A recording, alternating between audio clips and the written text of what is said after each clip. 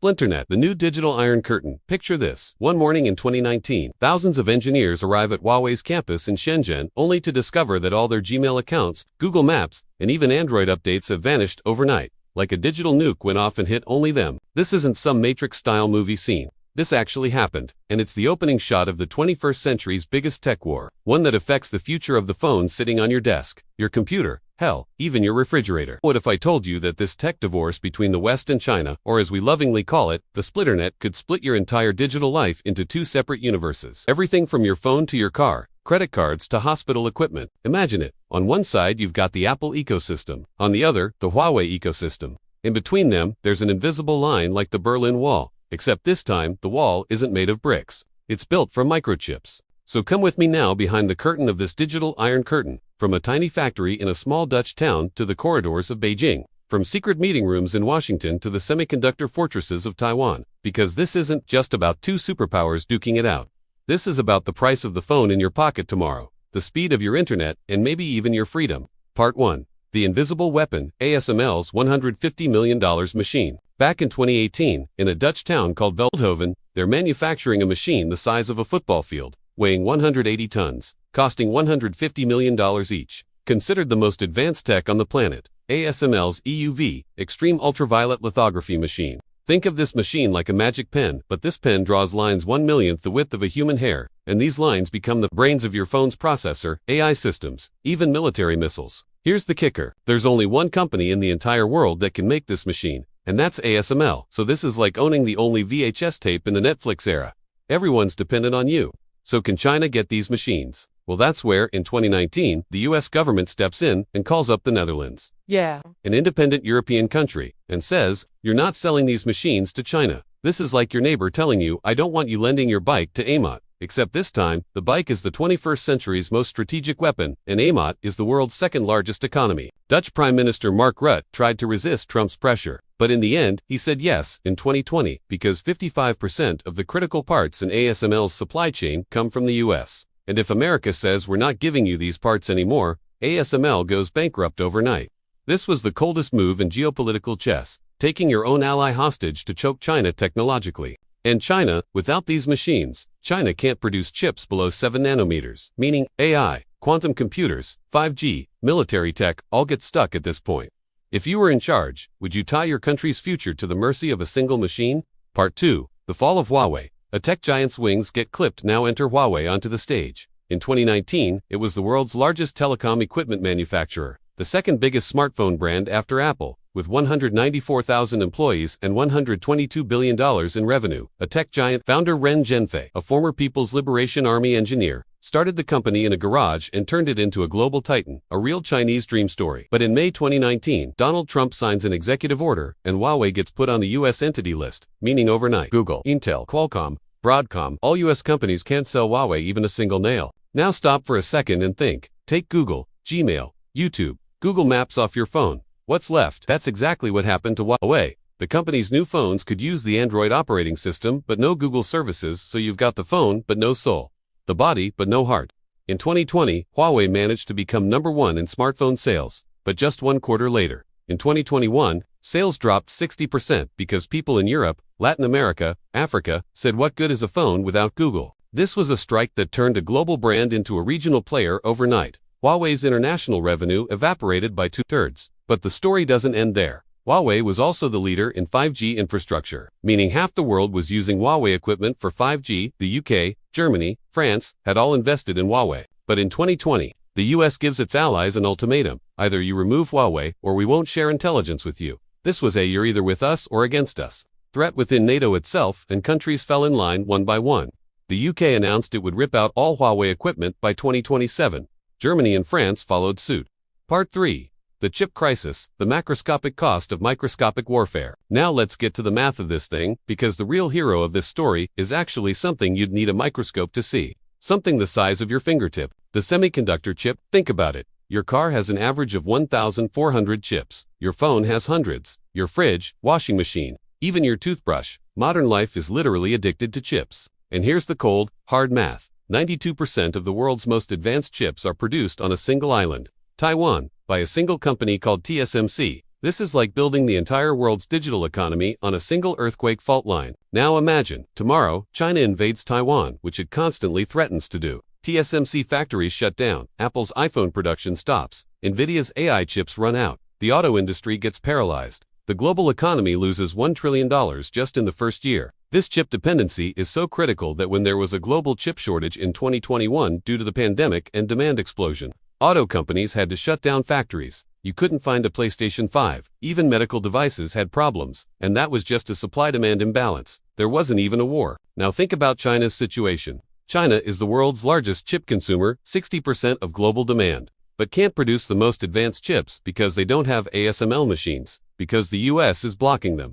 This is like you're the world's biggest restaurant but you don't have a stove in your kitchen because your neighbor refuses to sell you a stove and you're trying to make burgers over a campfire. China has invested $150 billion in domestic chip production since 2014 with its Made in China 2025 plan. But the result? They still can't produce chips below 7 nanometers. TSMC is producing 3 nanometers. Because you can't skip the laws of physics. Without that ASML machine, this just doesn't work.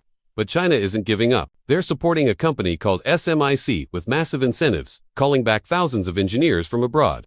Even some companies are looking for creative solutions with older generation machines. Huawei produced a 7-nanometer chip in 2023 but did it with old tech. Bigger factories, more energy consumption, so it's possible but super inefficient and super expensive. This is like trying to race in Formula 1 on a bicycle. Theoretically doable but practically absurd. And now, here's the most interesting part. While the US is trying to choke China by depriving it of chips, is it actually shooting itself in the foot? Because China is the biggest market for US companies like Apple, Nvidia, AMD. If China stops buying these companies' products, these companies can't invest in R&D. They fall behind, and maybe in the long run, China succeeds in making its own chips and doesn't need the US at all anymore. This is losing the long-term market for short-term gain. Would you take that risk? Part 4. Two separate internets. The digital Berlin Wall. Now, we get to the most dystopian part. Splinternet, meaning the splitting of the internet in two. Imagine, it's 2030, you're flying from Shanghai to Los Angeles, and when you get off the plane, your phone doesn't work. Because in China, it's Huawei, Harmonies and Beidou navigation. In America, it's iOS and GPS, and the two don't talk to each other. Your emails aren't syncing, your cloud photos are gone. Even your payment system is different, like you're coming from two different planets. This isn't science fiction. This is a reality being built step by step right now. China already blocks Google, Facebook, Twitter, YouTube with its Great Firewall. Instead, they have WeChat, Weibo, Douyin, China's version of TikTok, Baidu. Now the West is doing the same thing. TikTok faces ban threats in the US. Huawei and ZTE telecom equipment are banned. Even Chinese drone maker DJI is on the national security threat list. What's the cost of this digital balkanization? According to a McKinsey report, if the world splits into two separate tech blocks, US-Europe-Japan block versus China-Russia developing countries block, global GDP could lose $5 trillion because economies of scale disappear, R&D costs double, supply chains fragment. Think about it. Right now, Apple manufactures in China, but design and software are in America. If these two worlds become disconnected, either Apple has to move production to India, more expensive, less efficient, or loses the China market entirely. 1.4 billion people, Airbus and Boeing planes, BMW and Tesla cars, Microsoft and Oracle software, all dependent on global supply chains. If this chain breaks, everyone has to work less efficiently, more expensively, more slowly. But there's another side to the story. China is building its own ecosystem in response to this pressure. Beidou as an alternative to GPS, now used in 200 countries. BRI, Belt and Road Initiative, installing Huawei infrastructure in Africa.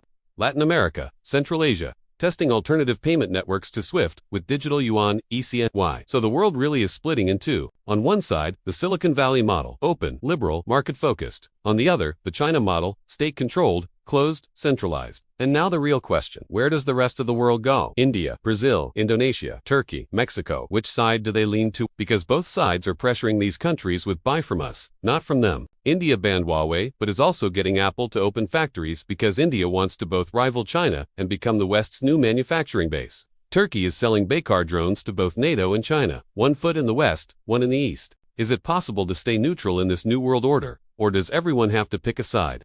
If you were Mr. Lee, an Indonesian entrepreneur investing in 5G infrastructure, Huawei is cheap and fast. Ericsson is expensive but US-friendly. Which do you choose? If you pick Huawei, you might lose US investments. If you pick Ericsson, you might get shut out of the China market. This is the business world's version of Sophie's Choice. Part 5. The bill for the future. Who's gonna pay? Now we come to the most brutal question. Who's going to pay the bill for this tech Cold War? The answer is simple. You, me, Luigi, Hans, Camille, Sarah, Mr. Lee, ordinary people. Here's the math. If Apple moves production from China to India, iPhone prices will go up 20 to 30% because labor costs in India are higher. Efficiency is lower. The supply chain isn't mature yet. If Europe rips out Huawei equipment and replaces it with Nokia and Ericsson equipment, telecom companies' costs go up 50 billion euros, and that cost will show up in your internet bills. Meaning Luigi's company costs go up. Luigi raises prices. You pay more. If China is going to spend another $500 billion to produce its own chips, which is what they're planning, that money comes from Chinese people's taxes, meaning cuts from the salary of Wei, a Chinese teacher, from the healthcare of Zhang, a retired worker. This is the human cost of paying for technological sovereignty. But is this cost worth it? Some say yes. National security is more important than anything. Being dependent on China is a strategic risk, and they're right, because if China invades Taiwan tomorrow and all chip production stops, this isn't just an economic disaster. It's a military one. Everything from F-35 fighter jets to hospital ventilators doesn't work without chips. But the other side says, we got rich through global cooperation. Now we're building walls, and we'll all get poorer, and they're right to. Because during the 1990 to 2020 globalization period, world GDP tripled. 1 billion people escaped poverty. Tech advanced rapidly, because everyone was sharing knowledge, technology, money. Now instead, the world's best engineers are working for fragmented ecosystems. An American engineer can't even talk to a Chinese colleague at a conference because company policy forbids it. A Chinese researcher can't get a visa to a US lab because of espionage risk. This slows scientific progress. And here's the painful part. This tech war is presented as democracy versus authoritarian regime, but in reality, governments are using this flag to protect their own economic interests. The US is blocking China to not lose its technological hegemony. China is building its own ecosystem to sustain its economic growth. And in the middle, there's no ideology, just naked power struggle. So what's the solution? Some economists suggest selective cooperation instead of strategic decoupling. Decouple in sensitive technologies. Military chips, AI, quantum, but continue cooperation in everyday consumer products, smartphones, home appliances. This means setting red lines but not completely closing doors, like in a relationship saying, we don't discuss this topic but everything else is normal. Is it possible? Difficult, but maybe it's the only rational choice. Because the cost of total decoupling is too high, the risk of total cooperation is too big. Finale, your choice, freedom or security. And now, as we come to the end of this 21-minute journey, I'm leaving you with one final question, because this story isn't over, it's just beginning, and your decisions, your choices will shape how this story unfolds. Imagine, in front of you are two buttons. If you press the first button, you get a completely open internet, unlimited global trade, cheap technology, fast innovation. But in return, your data travels everywhere in the world. National security risk increases. Your economy becomes dependent on other countries. Freedom, but risk. If you press the second button, you get a controlled internet, protected domestic industry, strategic independence, but in return you get more expensive products, slower innovation, fewer choices, more censorship, security, but limitation. Which do you choose? Because here's the truth. Splinternet isn't just government's decision. It's the choices we make as consumers. If everyone says Huawei is cheaper, I'll buy it. The West's embargo collapses.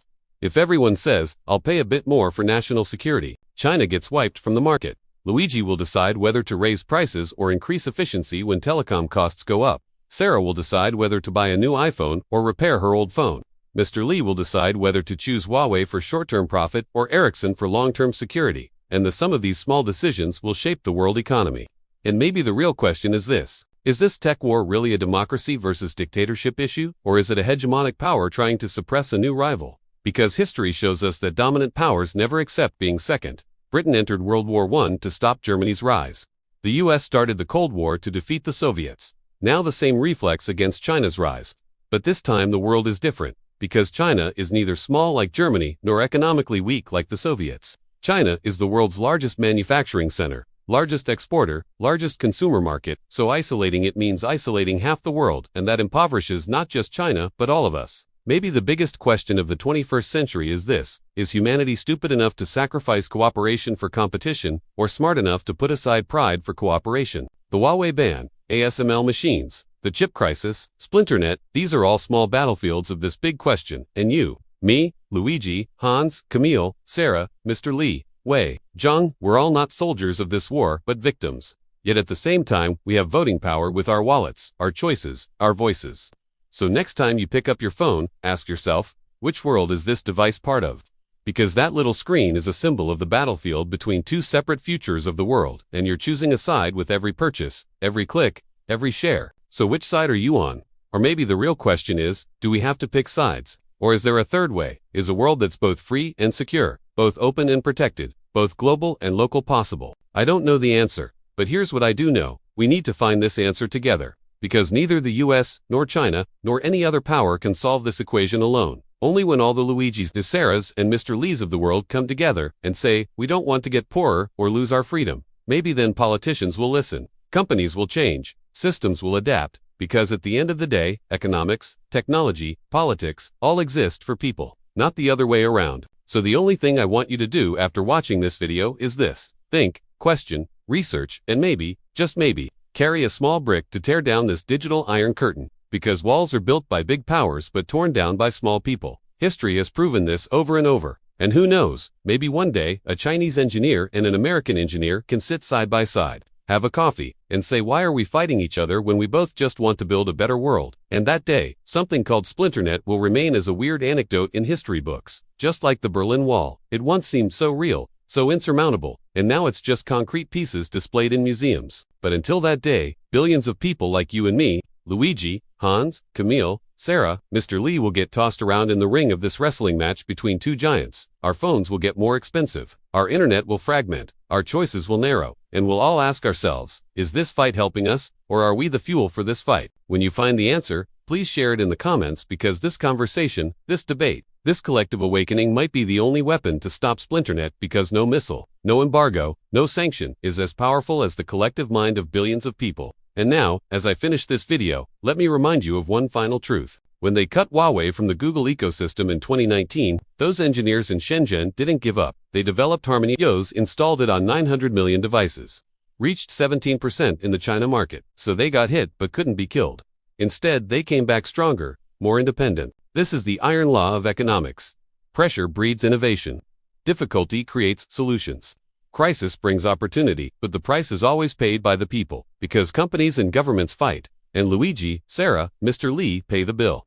So maybe the real problem isn't Huawei, isn't ASML, isn't the chip crisis. The real problem is a world order that still operates with 19th century logic in the 21st century. A mindset that can't say, let's both win instead of if I win, you lose. An ego that can't say humanity's technology instead of my technology. A fear that can't say our common future instead of my power. And that's exactly why this video isn't just news. It's a warning, not just analysis. It's a call, not just a story. It's a mirror, because when you look in this mirror, you'll see the real face of Splinternet. That face isn't in Washington, isn't in Beijing, it's on your screen, on my keyboard, on Luigi's bill, in Sarah's wallet, in Mr. Lee's decision, because this digital iron curtain isn't built from bricks, it's built from fear, greed, indifference, and to tear it down, we don't need bombs, we need courage, not weapons, we need reason, not power. We need solidarity. Now go, think, talk, share, and remember, the future isn't predetermined fate. It's the sum of the small decisions we make every day, and the decision you make today shapes tomorrow's world. So what kind of world do you want? Let's meet in the comments and find the answer to this question together, because Splinternet might not be inevitable. Maybe it's just a choice, and the right to choose is still ours. Enjoy the show, enjoy your thoughts, and I hope in the next video we can talk about a more hopeful future, but creating that future is in your hands and mine.